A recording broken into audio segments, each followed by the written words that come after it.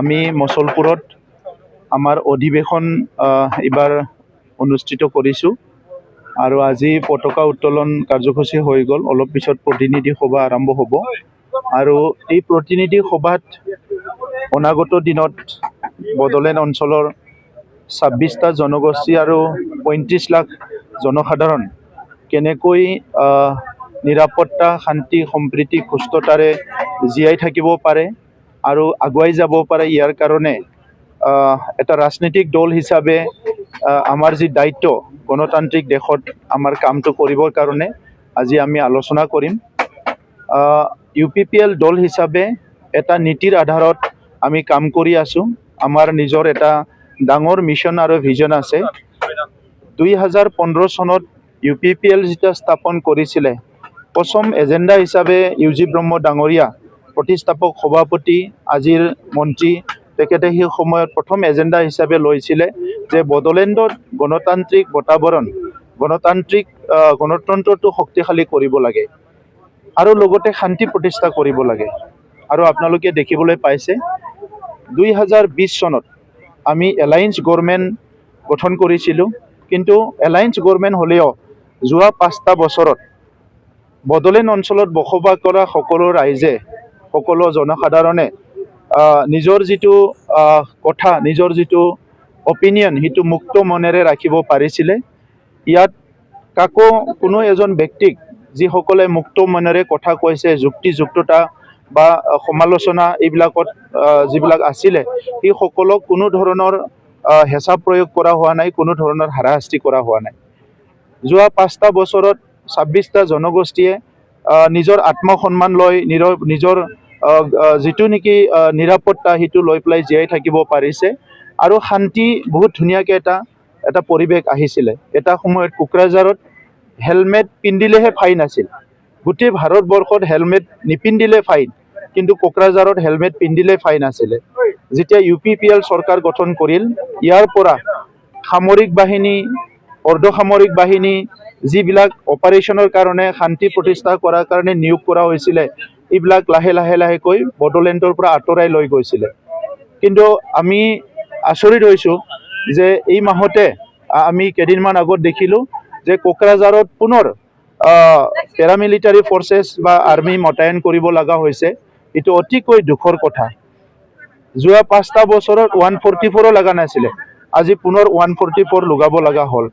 আমি 26টা জনগোষ্ঠীক একত্ৰীকৰণ একেলগে লৈ, 26টা জনগোষ্ঠী আৰু 35 লাখ জনসাধাৰণ একেলগে লৈ আমি আগবাঢ়ি যোৱাৰ কাৰণে বহুতখিনি কাম আমি কৰিছিলোঁ। কিন্তু এতিয়া এই জনগোষ্ঠীবিলাকৰ মাজত পুনৰ এটা লাহেকৈ ভেদাভেদ সৃষ্টি হৈছে। আমি হেপিনেছ মিছনৰ দ্বাৰা প্ৰত্যেকটো মুহূৰ্তত ৰাইজৰ শান্তিৰ কাৰণে কাম কৰিছিলোঁ, কিন্তু লাহেকৈ এতিয়া শান্তি বিঘিনি হৈছে। বিভিন্ন সময়ত বিভিন্ন হত্যা বা কিছুমানক হাৰাশাস্তি কৰা, শাৰীৰিক কিছুমানক এটাক কৰা, এই পৰিৱেশবিলাক আজি আহি আছে। চ' সেইটো অতিকৈ দুৰ্ভাগ্যজনক কথা। এই কথাবিলাক আজি আমি আলোচনা কৰিম। যিটো আমাৰ ৰিভিজন হৈ আছে ইলেকশ্যন SR, ইয়াত বহুতখিনি কমপ্লেইন আহিছে, বহুত জেনুইন মানুহৰ নাম কৰ্তন হৈছে আৰু সেইটো লৈ পেলাই বহুতে সন্দেহ প্ৰকাশ কৰিছে।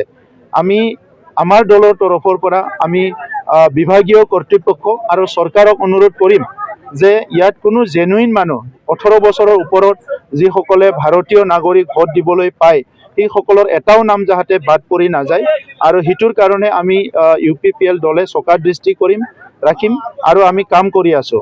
ইয়াত দেখিবলৈ পাইছোঁ কিছুমান দলে ইতিমধ্যে নাটক আৰম্ভ কৰিছে, কিন্তু UPPLে কোনো ইয়াত এইটোক লৈ পেলাই নাটক বা ড্ৰামা ৰাজনীতি কৰাৰ কথা নাই। যে ভাৰতৰ সংবিধানে যিসকলক ভোটাধিকাৰ দিছে, সেইসকলে ভোটাধিকাৰৰ পৰা কোনো কাৰণত বঞ্চিত হ'ব নালাগে। চৰকাৰৰ কাম হ'ল ভোটাধিকাৰ দিয়া, যে ইয়াত কাকবা কিবা এটা কৰ্তন কৰা, কিবা কৰা, যিসকল জেনুইন নাগৰিক হাৰাশাস্তি কৰা, এইবিলাক হ'ব নালাগে। চ' সেইটো UPPL দলৰ আমাৰ ষ্টেণ্ড ক্লিয়াৰ কৰিম। আৰু যোৱা 5টা বছৰ চৰকাৰ চলোৱাৰ সময়ত সকলো জাতি জনগোষ্ঠীৰ সাংস্কৃতিবিলাকৰ কাৰণে আমি কেলেণ্ডাৰত এইটো আনিবৰ কাৰণে ঠিক কৰিছিলোঁ। কিবা এটা উৎসৱ আমি কাউন্সিলৰ কেলেণ্ডাৰত আনিব বিচাৰিছিলোঁ। কাৰণটো হৈছে যে বহুত জনগোষ্ঠী আছে ভাৰতৰ স্বাধীনতাৰ 78 বছৰ পিছতো নিজৰ কিবা এটা জাতীয় উৎসৱ, নিজৰ সংস্কৃতি বা কিবা এটা স্পেচিয়েল ডে, সেইবিলাক ৰিকগনিশ্যন পোৱা নাই। ভাৰতৰ সংবিধানে সকলো জাতি জনগোষ্ঠীক নিজৰ পৰিচয় অস্তিত্ব ভাষা সংস্কৃতি লৈ জীয়াই থাকিবলৈ অধিকাৰ দিছে কিন্তু ৰিজনেল লেভেলত এইটো ডিছক্ৰিমিনেশ্যন হৈছে ইয়াৰ পৰা যাতে এই জনগোষ্ঠীবিলাকে সকাহ পাব পাৰে সেইটো আমি কাউন্সিল গভৰ্ণমেণ্ট হিচাপে কিছুমান কাম আৰম্ভ কৰিছিলোঁ আৰু সেই কামখিনি আমি সম্পন্ন কৰাটো বিচাৰোঁ আৰু অনাগত দিনত UPPL দলে ইয়াৰ কাৰণে আমি কাম কৰি যাম তেনেকা লৈ পেলাই বিভিন্ন কথা আমি আলোচনা কৰিম আৰু ইয়াৰ লগতে 26ৰ নিৰ্বাচন আহি আছে ইয়াৰ ওপৰতো আমি আলোচনা কৰিম আৰু UPPL দল এতিয়া বিটিআৰ অঞ্চলৰ সকলো বুথ সকলো প্ৰাইমাৰী সকলো অঞ্চলত শক্তিশালী হিচাপে কাম কৰি আছে আৰু অসমৰ বিভিন্ন অঞ্চলতো BTCৰ বাহিৰতো এতিয়া UPPL দল গঠন হৈছে তেখেতসকলক কাম কৰি আছে তো সেইকাৰণে আমি অনাগত দিনত 26ৰ ইলেকশ্যনৰ এটা সক্ৰিয় ৰল ল'ম আৰু অসমত এটা হেল্ডি ডেমক্ৰেসি আৰু অসমৰ সকলো জাতি জনগোষ্ঠীয়ে যাতে নিজৰ আত্মসন্মান লৈ জীয়াই থাকিব পৰা এটা পৰিৱেশ গঢ়িব পাৰে সেই উদ্দেশ্য লৈ পেলাই আমাৰ ৰাজনীতিটো আমি আগুৱাই লৈ যাম